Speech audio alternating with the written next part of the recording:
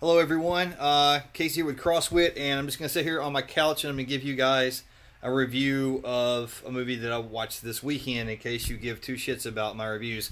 I am not a professional movie critic. I don't know the language. I don't know the terminology.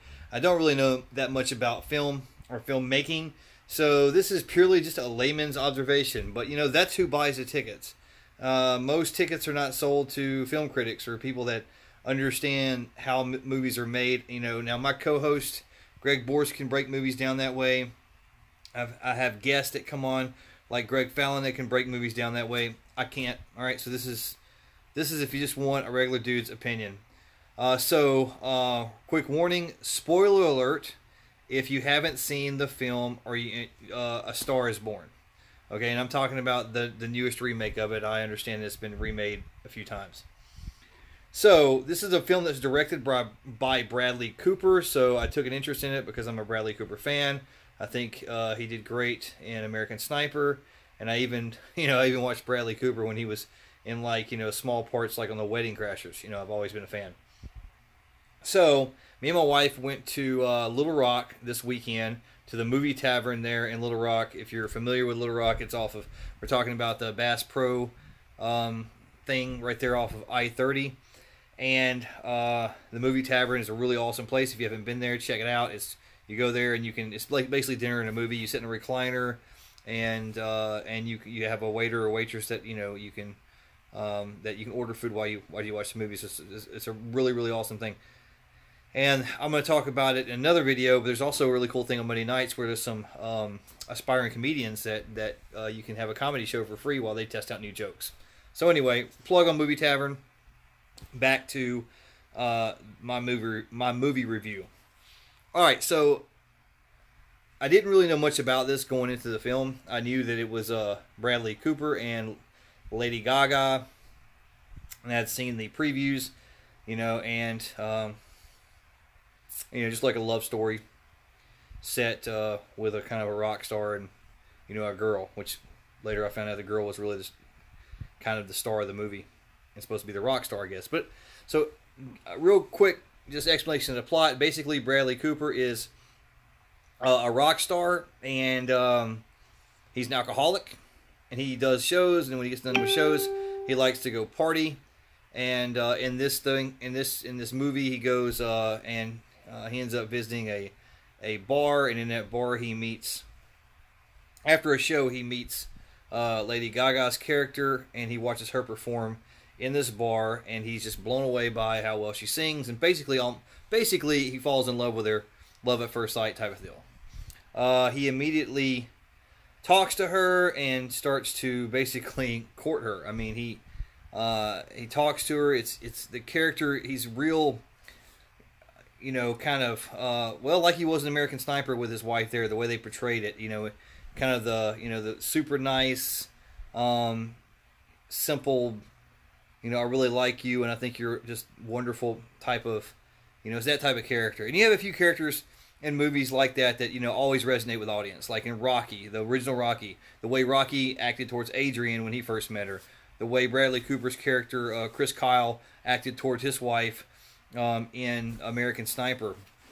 And there's different films where you'll see this this guy who was just really simply taken away by this girl, and it's almost like a childish portrayal, I guess you could say. So that's kind of the way Bradley Cooper's character is.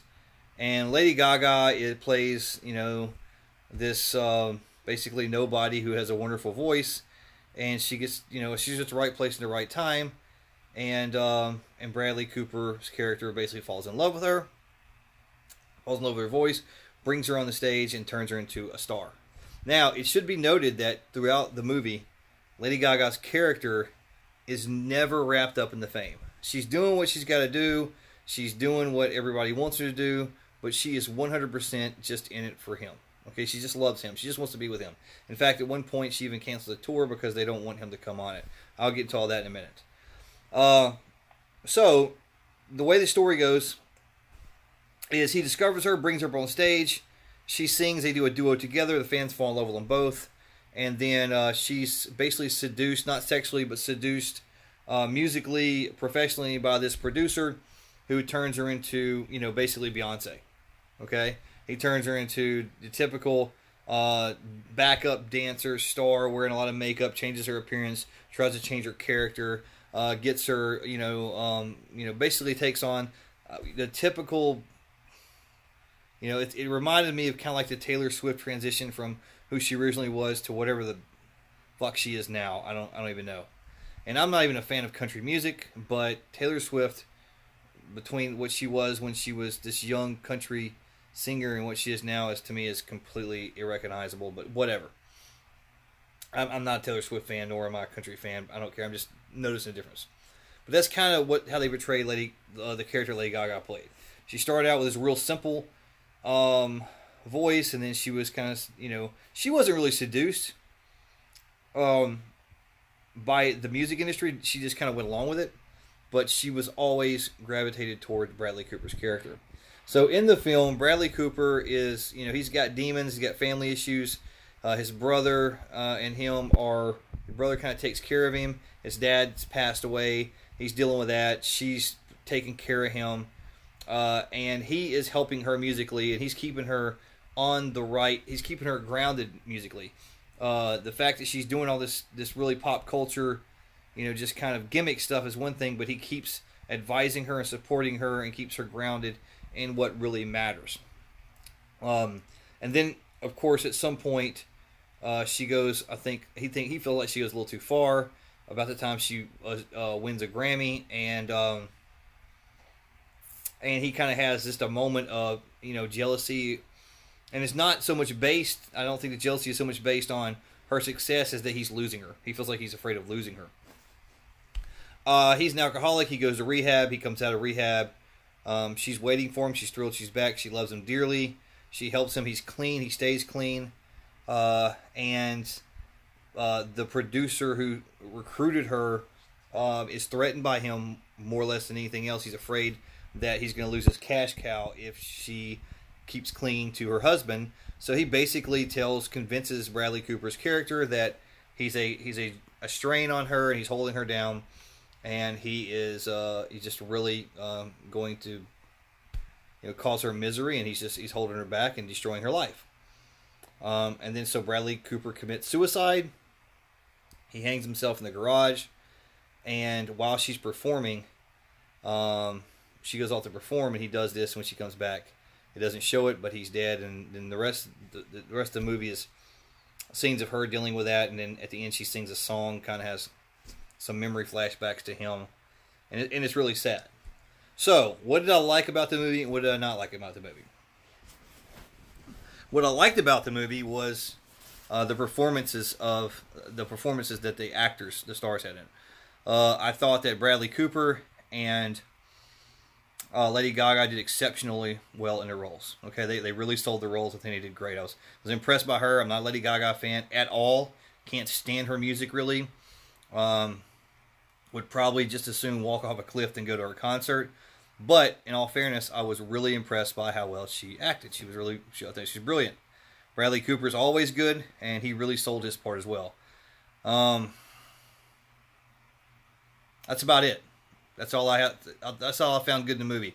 What I didn't like about the movie was I thought there was a lot of non-committal in the characters and the scenes and the directions of the story. And I'll give you some examples. The movie starts off, and you're introduced to his driver, who is kind of a protective, kind of the guy that drives him around, when it drops him off at the bar, he kind of takes care of him.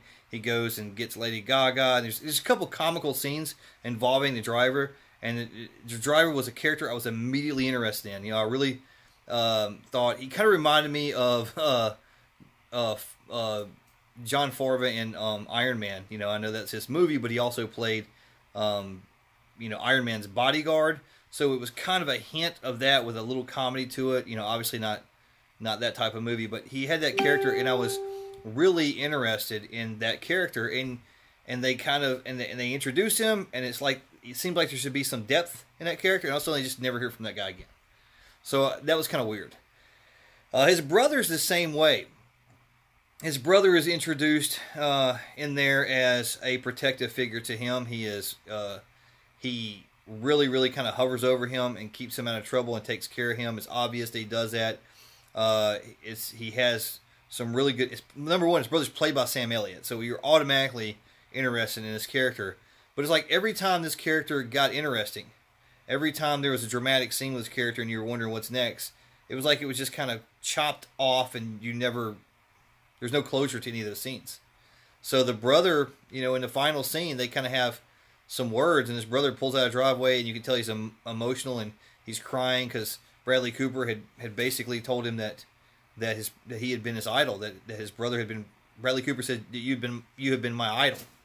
I looked up to you all these times, and that conversation didn't go any further than that, and nothing ever happened after that. The brother drove away, and he's pretty much gone for the movie. So there were a lot of scenes that just didn't feel complete. I didn't feel like Bradley Cooper's character was very complete. There at first it seemed like it was really getting to a point. Bradley Cooper when he recruits her or he brings her on the stage and they have this great scene where they sing together and you can tell he's alive and he's really enjoying it, and you just really seem like making that scene that the actor himself, he really enjoyed it. And again, after that scene, his character just kind of falls into just nothing. I mean, there's really no performances by him anymore, none worth mentioning. And the only thing his character really puts forth is, some alcohol and pill issues, and until he kills himself. But it just kind of like it almost just ends there. So his character is very shallow after that point, I felt. I think Lady Gaga's character did have, some depth to it, but it was very two-dimensional and simple. She loved him. She never really seemed like she was teetering on the good and bad. She never really seemed like she was really seduced. I guess you could say to the bad side or to the professional, getting really sold into that world. I don't know. It was boring.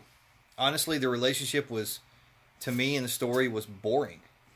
And you knew that something was going to happen from the very beginning. It's very predictable. You really knew that, a tragedy was coming. You didn't know maybe if it was suicide or if it was, he was going to, abuse her or kill her, or she was going to, you didn't know what was going to happen, but you really saw the tragedy coming. Of course, it really was just, he killed himself. And then when he did that, there was nothing after that. He killed himself, and then she was quiet, and she kind of sat there for a few scenes and just kind of basically looked sad, and then she sang a song, and there were some memories, and the movie went off. And it was like 2.5 hours. So I really feel like the movie never committed. Every time it seemed I was going in a direction I was interested to see what happened, it just never finished. It just went back to something else. It's like it kept kind of going and then going back and rebooting and doing this and then rebooting and doing it. So no, I do not recommend the movie. Maybe as a DVD rental, on a weekend when you grab a couple Redbox or stream it from Amazon, with some other things. I think I say I don't recommend it. That's probably, I do recommend it if you want to see great performances by both of those actors. But if you're looking for a good story, you're not going to get a recommendation from me on that one. So that is my review of A Star Is Born, the Bradley Cooper film starring himself and Lady Gaga and then Sam Elliott. A couple more. So if you disagree with me, I'd love to hear why. So please place your comments on there. Tell me what you like about it. Tell me what you agree with me on, what you disagree with me on. If you think this review was just dumb as shit, it was a great movie and I don't know what I'm talking about, that's fine too, because maybe I don't. But I would love for you to comment. Please make sure you hit the subscription button to Crosswit Talk, and myself and my co-host will be recording another episode pretty soon. So look for that to be popping up. I think episode 6 is where we should be at. So also go to all of our social media, like, share, follow, and subscribe on everything. Our Facebook group, our Facebook Crosswit page, Instagram, Podbean. Please subscribe to Podbean. That is our audio format for a podcast. And then also right here on YouTube, so please subscribe to us there. Thank you guys for your support. Thanks for taking the time to listen to this review. I'm keeping it under 15 minutes, so I'll see you later. Bye.